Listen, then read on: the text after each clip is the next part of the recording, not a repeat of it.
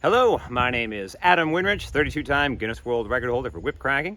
And in this video, I'm just going to show off a 12-foot bullwhip that I fixed the other day and talk a little bit about it, how it's made, how I fixed it, and then compare it to probably a better example of a long swivel-handled bullwhip.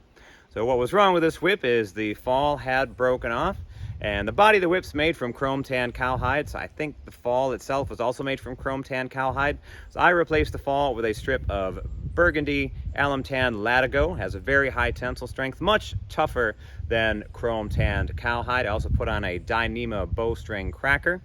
And one thing I can point out about how I braided the fall into the whip, this is the classic way to attach an American style fall, and I think it's pretty slick, and it's better for this type of whip than trying to do a bunch of bulky hitches like you would do with an Australian style fall hitch. That Australian style fall hitch works fine if you have very skinny kangaroo strands to make the hitch, but if you have very thick cowhide strands, this can get bulky. So all you do is you cut out your fall and you cut one end that tapers really down, tapers down very fine, and you unbraid the whip, braid over that tapered end of the fall, and then once it gets starts getting thick, you just take it outside of the braid, hitch it around once, and tie it off, and that makes for a very small little hitch at the end. It sort of tapers up just a little bit, but it's something smaller and more traditional for this type of whip than Australian style hitches. And another funny thing about some of the whips I've repaired recently is that I'm putting the best quality leather that I have into the end of the whip, but I'm not replacing the rest of the whip. So I recently fixed a 15-foot kangaroo leather bullwhip made in Pakistan for a young man in Pennsylvania, and I put some very good leather on the inside, but naturally, almost the day that he got it back, he took it out, put it through what I assume is a lot of use, and immediately broke it again. So it'll be interesting to see what happens with this one, if this guy gets some years of more use out of this one, or if it breaks again as soon as he gets it. I mean, I'm doing the best I can. I was paid just to fix this part of the whip.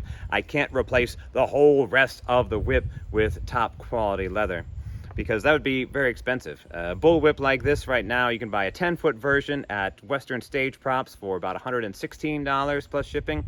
Excuse me. And a whip like this, and say a 6-foot length, is probably pretty good. The 12-foot length might look a bit better on the wall or maybe on your belt if you're doing cosplay. And speaking of the length, one other reason why I wanted to chat about this whip is how do you make a whip design longer? I've had some conversations with Canadian whip maker Christopher Wright about how to make bullwhip designs longer. If you're learning to make whips off of YouTube videos, like stuff that Nick Schrader does, or maybe the video I did with Nick Schrader, a lot of the designs are 6-foot long or 8-foot long, but some of you out there maybe want a 10-foot, 12-foot, or 15-foot whip. So how do you make it longer? Well, here is one way to make a whip longer.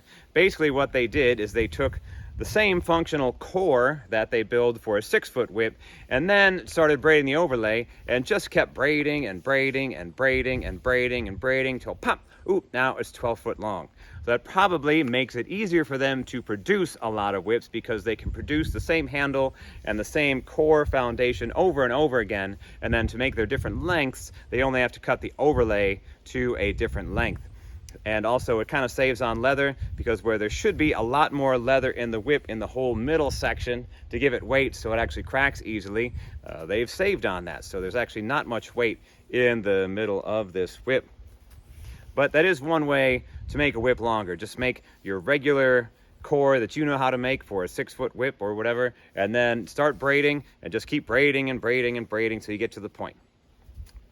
But it doesn't crack really great, so that's why I'm going to demonstrate this whip a little bit next to this 15-foot, 16-strand lead-loaded nylon swivel handle bullwhip made by Chris King.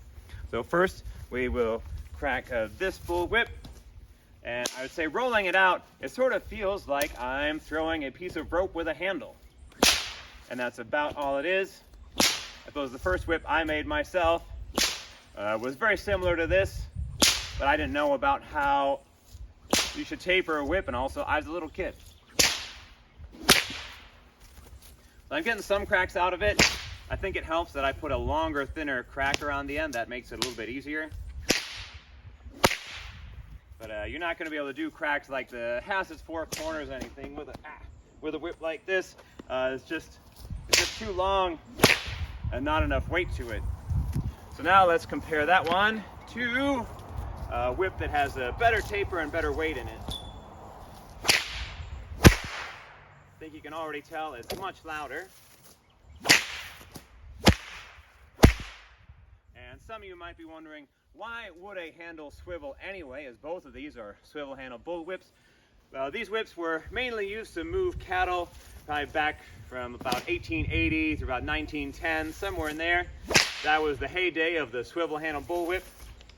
And if you're cracking a long whip like this and you're moving cattle, even if you're sitting in the saddle, the main crack you're doing is the overhand flick over and over again, because that'll get the sound closest to the animals you're trying to move. And if you're doing this particular crack, the swivel actually helps you bring the whip around and set up for the next crack. So I can feel the whip rolling on the swivel when I bring it over. It actually makes it easier. I did some experimenting, trying to do that same crack with a handle that didn't swivel.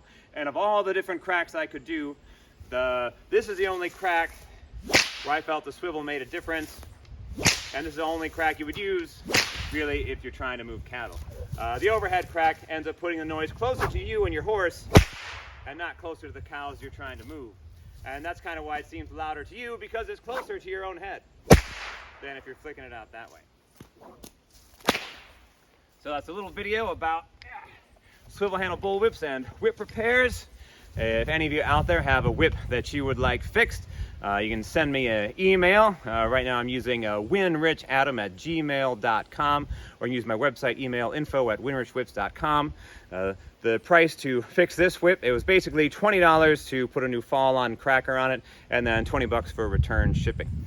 My name is Adam Winrich. Thanks for watching. If you want to be super cool and support my Patreon, you can do that for as little as $1 a month. I'll put a link to my Patreon in the description. Have a great day.